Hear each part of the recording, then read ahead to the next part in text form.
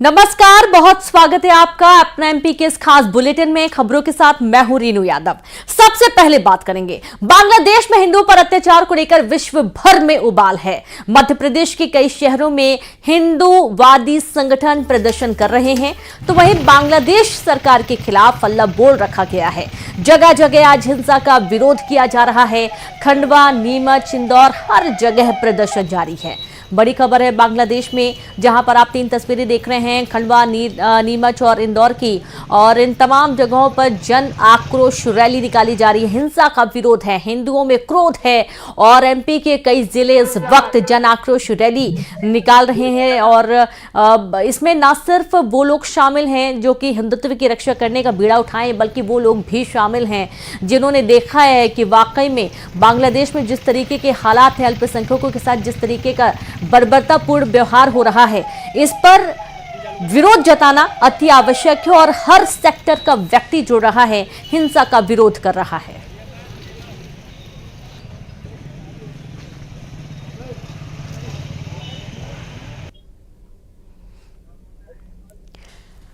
तो ये 3 तस्वीरें खंडवा, नीमच और इंदौर की है, जहां बाजार पूरी तरीके से बंद है। व्यापारिक संगठनों ने फैसला लिया है कि दुकानें बंद रखी जाएंगी।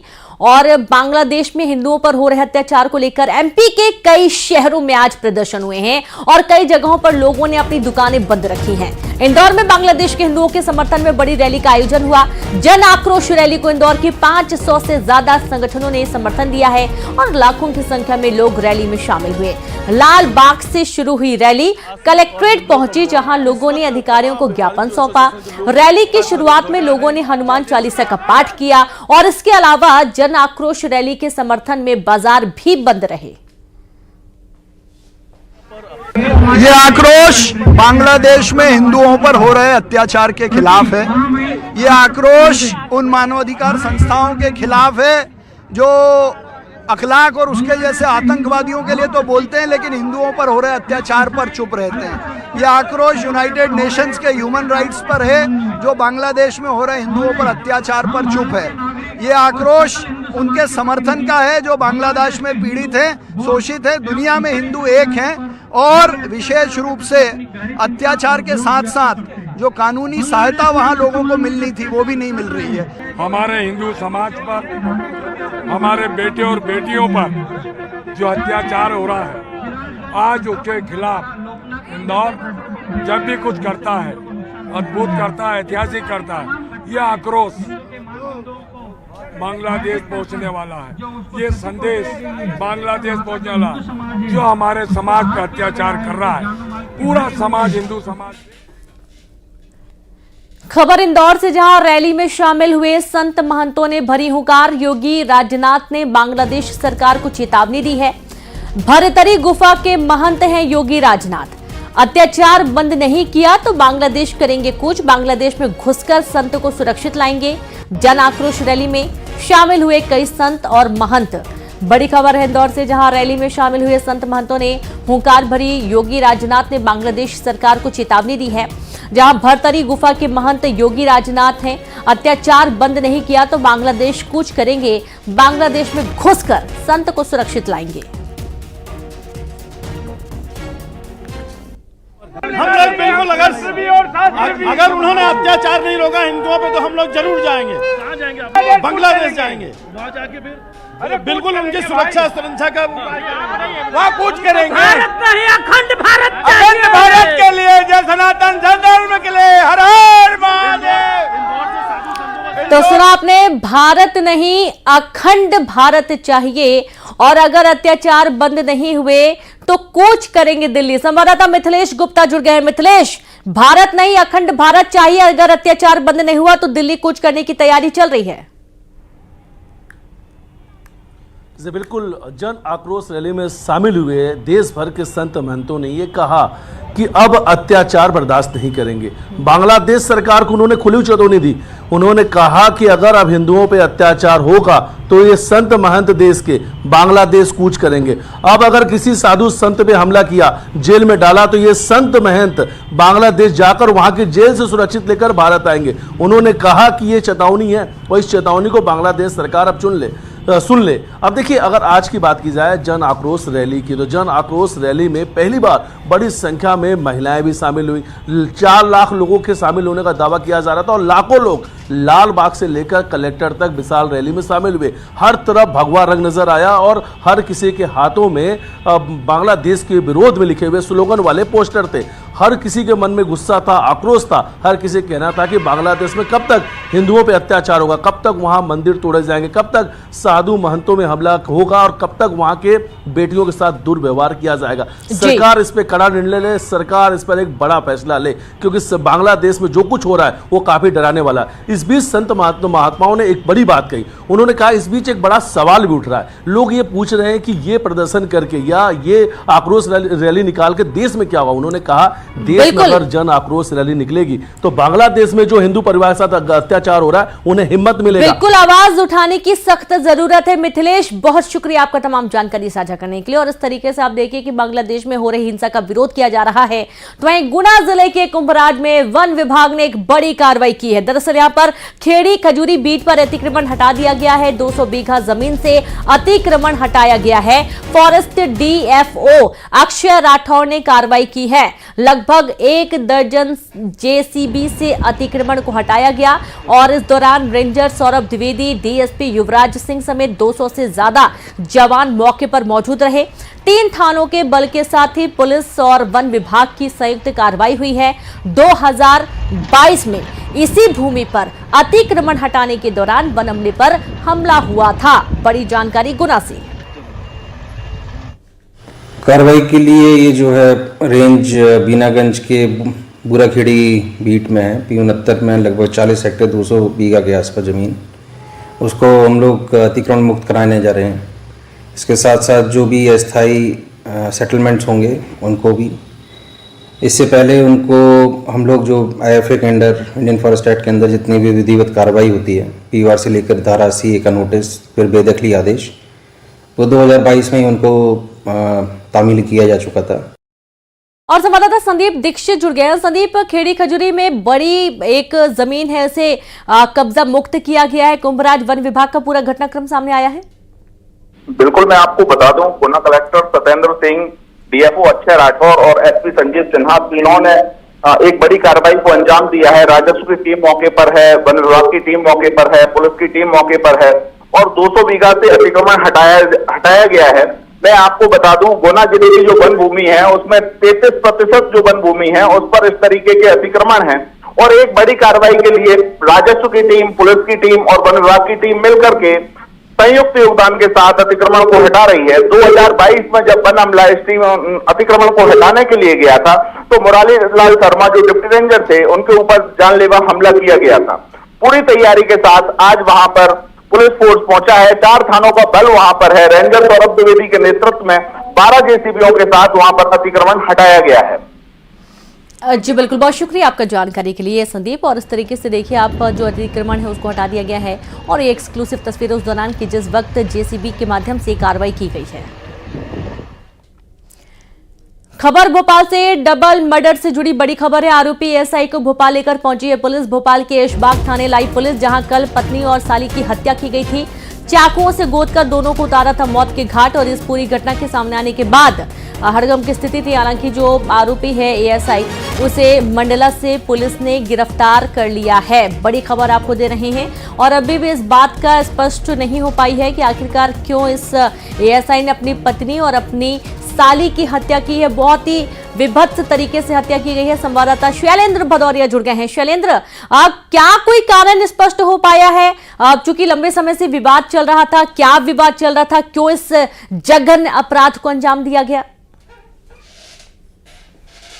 देखिए, प्रथम दृष्टया जो पुलिस पूछताछ में जानकारी लगी है, परिजनों से जो बात हुई थी उसके अनुसार पता चला है कि पति पत्नी में आपसी विवाद चल रहा था और इसी के चलते 6 साल से ये दूसरे से अलग रह रहे थे। लेकिन पिछले दिनों कुछ दिन पहले ही इनके पारिवारिक बैठक हुई थी, उसमें यह भी तय हुआ था कि आने वाले समय में इनका तलाक करा दिया जाएगा। और बताया जा रहा है कि कल जिस वक्त ये हमला हुआ उसके कुछ देर बाद ही ये बात तय हुई थी कि वो भोपाल आएगा और तलाक के पेपर साइन करेगा। लेकिन तलाक के पेपर साइन करने की बजाय वो घर में दाखिल हुआ और उसने चाकू से गोद कर पत्नी की और अपनी साली की हत्या की वारदात वारदात को अंजाम दिया और इसके बाद वो मौके से फरार हो गया था। उसके आने जाने के सीसीटीवी वीडियो जो है वो आसपास जो कैमरे लगे थे उसमें कैद हो गए, तो उसी के आधार पर पुलिस उसकी तलाश कर रही थी। तो जैसे मंडला पुलिस, चूंकि ये मंडला जिले में पदस्थ और यही कारण है कि मंडला पुलिस से भी इसके बारे में संपर्क किया गया था और ये आरोपी अपनी कार से यहां से फरार होकर मंडला पहुंचा था और उसके बाद मंडला पुलिस ने इसको हिरासत में ले लिया था। उसके बाद राजधानी भोपाल की पुलिस भी यहां से रवाना हुई थी और देर रात तो वहां पहुंची थी और अभी यानी लगभग 1 घंटे की पहले की बात है कि उसको लेकर राजधानी कैशबाग थाना पुलिस वहां थाने में पहुंची है और वहां पर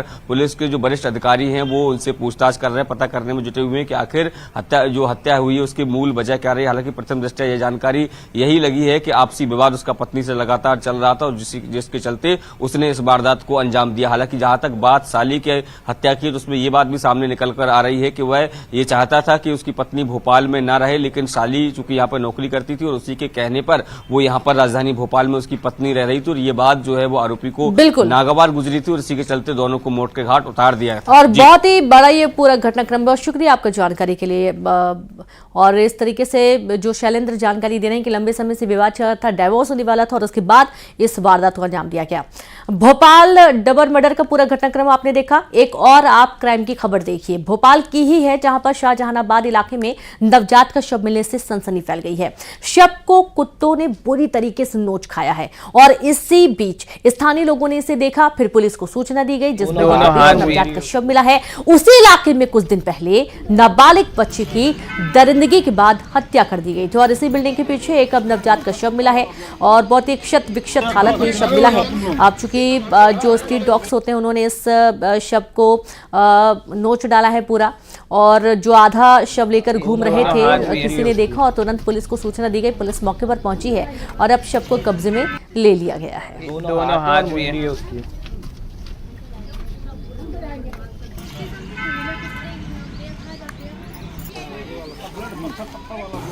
मेरे पास सूचना आई थी कि एक नवजात शिशु जो दीपा नारिया के घर के पास उसको किसी कुत्ते द्वारा खींच कर लाया गया है, वहाँ डाल दिया गया था। तो उस पर आसपास के रहने वाले 4-5 झुग्गियाँ बनी हैं, रहने वाले जो हैं उनके द्वारा बताया गया कि उनके द्वारा देखा भी गया कहीं झाड़ियों से कहाँ से ले आया, क्या ले आया, कैसे ले आया, ये सब पता नहीं है। उसके बाद में पुलिस ने उसको नवजात शिशु को लेकर और पीएम के लिए भेज दिया गया है।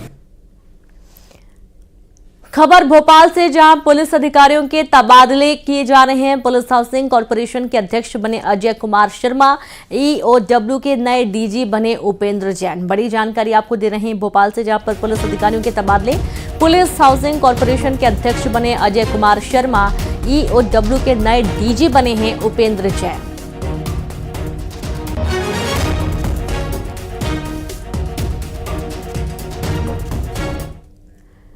और अब खबर रतलाम से जहां 2 परिवार के बीच चले जमकर लाठी डंडे। नई नवेली दुल्हन को मायके लेने पहुंचे थे ससुराल और दुल्हन के परिवार वालों ने ससुराल पक्ष पर लाठी डंडे चला दिए। प्रेम प्रसंग का ये पूरा मामला बताया जा रहा है।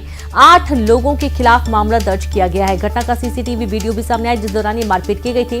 दरअसल रतलाम में जहां 2 परिवार के बीच में जमकर लाठी डंडे चल गए क्योंकि नई नवेली दुल्हन को मायके लेने पहुंचे थे ससुराल वाले और इसी दौरान दुल्हन के परिवार वालों ने ससुराल पक्ष पर लाठी डंडे से हमला कर दिया। प्रेम प्रसंग का ये पूरा मामला था और 8 लोगों के खिलाफ मामला दर्ज किया गया है। संवाददाता सुधीर जैन जुड़ गया। सुधीर, क्या विवाद था और प्रेम प्रसंग यहाँ पर कहाँ आया जब ससुराल वाले लेने पहुंचे थे अपनी बहू को? देखिए, नया पूरा एरिया का पूरा मामला है। करीब 6 दिन पुराना ये पूरा विवाद हुआ था और उसका सीसीटीवी आज वायरल हुआ है। दरअसल प्रेम प्रसंग में जो है शादी हुई थी, उसके बाद जब लड़की अपने मायके आ गई थी उसको लेने जब ससुराल के लोग पहुंचे तो इसी बात को लेके जो है दोनों पक्षों के बीच विवाद हो गया और जमकर रोड पर संग्राम हुआ जिसमें कुछ लोग 4 से 5 लोग चोटिल भी हुए थे। इस पूरे मामले में 8 लोगों के खिलाफ FIR दर्ज की है मानक चौक थाना पुलिस ने और सीसीटीवी के आधार पर जांच कर रही है। दरअसल पूरा मामला प्रेम प्रसंग से जुड़ा हुआ है। लड़की वालों को ये जो रिश्ता था वो कहीं ना कहीं नामंजूर था और मौका देख के उन्होंने लड़के वालों पर हमला कर दिया। इस तरह के आरोप इस पूरे मामले में लगे हैं क्योंकि जो घायल है कि मेडिकल रिपोर्ट के आधार पर अब जांच चल रही है और देखना यह है कि पुलिस इस पूरे मामले में कितने लोगों की गिरफ्तारी करती है। बहुत शुक्रिया आपका सुधीर तमाम जानकारी साझा करने के लिए। और देखना है कि दुल्हन के परिवार वालों ने जो हमला किया है अब इस पर पुलिस क्या कुछ एक्शन लेती है। और अब बैतूल से खबर है, जहां सड़क हादसे में 3 छात्र घायल हो गए। लोडिंग वाहन ने 3 छात्रों को टक्कर मारी। घायल छात्रों का अस्पताल में इलाज जारी है। एक छात्र की हालत गंभीर है, भोपाल रेफर किया गया है। गलत साइड से आ रहा था लोडिंग वाहन और इसी दौरान ये टक्कर लगी है। खबर बैतूल से है, जहां सड़क हादसे में 3 छात्र घायल हो गए हैं। लोडिंग वाहन ने 3 छात्रों को मारी टक्कर। घायल छात्रों का अस्पताल में इलाज जारी है। एक छात्र की हालत काफी गंभीर बनी हुई है। भोपाल रेफर किया गया। गलत साइड से आ रहा था लोडिंग वाहन और इसी दौरान ये हादसा हुआ है। सीएम राइज स्कूल के हैं, उसमें से 3 बच्चे घायल हो गए थे। बच्चे बालक, उनको किसी मैजिक वाहन से टक्कर हो गई थी उनकी मोटरसाइकिल की। तो उसमें से 2 बच्चे तो नॉर्मल घायल हैं और एक बच्चे की लेफ्ट बाई जांघ की हड्डी टूट गई है, जिसको भोपाल उसमें आगे के उपचार के लिए भेजा जा रहा है। और उसकी हालत भी चिंताजनक नहीं है, बस फ्रैक्चर हुआ है उसको, बाकी तो होश में है, सामान्य हालत। खबर रायसेन से, जहां तेज रफ्तार ओवरलोड ट्रक पलटा। क्रेन से ड्राइवर और क्लीनर को निकाला गया बाहर। ड्राइवर और क्लीनर गंभीर रूप से घायल हुए हैं। ट्रक ने मार्केट में दुकानों को पहुंचाया नुकसान। अनाज से भरा था ओवरलोड ट्रक और इस दौरान ये अनियंत्रित होकर पलट गया, जिसमें ड्राइवर और क्लीनर को बामुश्किल बाहर निकाला जा सका। बड़ी खबर आपको दे रहे हैं रायसेन से। तेज रफ्तार का कहर बरपा, जहां तेज रफ्तार ओवरलोड ट्रक पलट गया। क्रेन से ड्राइवर और क्लीनर को बाहर निकाला गया। ड्राइवर और क्लीनर गंभीर रूप से घायल हुए।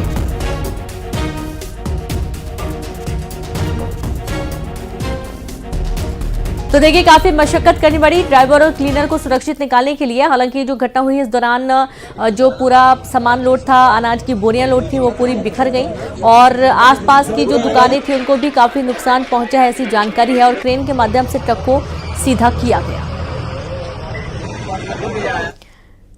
खबर भोपाल से, मोहन कैबिनेट के अहम फैसले, जहां 25 करोड़ के निवेश से बनेगा थर्मल पावर प्लांट। 11 से 26 दिसंबर तक मनेगा जन कल्याण पर्व। उज्जैन सिंहस्थ बाईपास को 4 लेन किया जाएगा। हिंगोरिया देपालपुर सड़क निर्माण की मंजूरी की गई है। बाबा साहेब के पंच तीर्थ का निर्माण होगा। बड़ी जानकारी है भोपाल से, जहां मोहन कैबिनेट के अहम फैसले। संवाददाता शैलेंद्र भदौरिया जुड़ गए हैं। शैलेंद्र, क्या क्या फैसले लिए गए मोहन कैबिनेट की बैठक के दौरान? हाल ही में जिस तरीके से मध्य प्रदेश के मुख्यमंत्री यूके और जर्मनी के दौरे पर गए थे, तो उस निवेश को लेकर भी चर्चा हुई। कितने के निवेश के प्रस्ताव मिले हैं, इसके साथ ही इस बात का जिक्र उन्होंने भी किया था कि जब वो जर्मनी गए थे तो जो चैतन्य भूमि है ब्रिटेन में, जहां पर बाबा साहब अम्बेडकर का ने शिक्षा हासिल की थी, वहां पर संग्रहालय बनाने की बात भी इस आज की बैठक में हुई। इसके साथ ही 25 करोड़ के निवेश वाले थर्मल प्लांट को मंजूरी मिल गई है। इससे हजारों लोगों को रोजगार भी मिलेगा। अगर बात करें तो आने वाले समय में शराब नीति को लेकर भी सरकार काम करेगी, क्योंकि उज्जैन में संघर्ष जो होना है 2028 में, ऐसे में जो इंदौर उज्जैन मार्ग है उसको 4 लेन करने की अनुमति जो है वो मंजूरी है वो मिल गई है। 239 करोड़ रुपए की ये लागत टोटल होगी, जिसके माध्यम से ये सड़क बनाई जाएगी। बिल्कुल, बहुत शुक्रिया आपका शैलेंद्र तमाम जानकारी के लिए। उपराष्ट्रपति जगदीप धनखड़ ने कृषि मंत्री शिवराज सिंह चौहान को खरी खरी सुना दी। धनखड़ एक एक कर सवाल दागते रहे और शिवराज चुपचाप बैठ सुनते रहे। धनखड़ ने सख्त लहजे में पूछा कि किसानों से किया गया वादा क्यों नहीं निभाया। दरअसल ICAR CIR COT के शताब्दी समारोह में मंच से उपराष्ट्रपति जगदीप धनखड़ ने किसानों के मुद्दे पर कहा कि कृषि मंत्री जी, एक एक पल भारी है। मेरा आपसे आग्रह है कि कृपया करके मुझे बताएं, क्या किसान से वादा किया गया था? किया गया वादा क्यों नहीं निभाया गया? वादा निभाने के लिए हम क्या कर रहे हैं? उनका संदेश है कि किसान के साथ जो वादा किया वो पूरा क्यों नहीं हुआ। आपके लिए चुनौती है, जब कोई भी सरकार वादा करती है और वो वादा किसान से जुड़ा हुआ है, तो हमें कभी कोई कसर नहीं रखनी चाहिए। मैं जानता हूं किसान क्या कुछ नहीं झेलता है और हमारा अन्नदाता है। क्या इस देश में 75 साल के बाद इतनी बड़ी बड़ी संस्थाएं हमने क्रिएट कर दी हैं और किसान आज भी अपने उत्पाद की कीमत के लिए तरस रहा है। और अब देखेंगे 20 बड़ी खबरें तेज अंदाज में। गुना में वन विभाग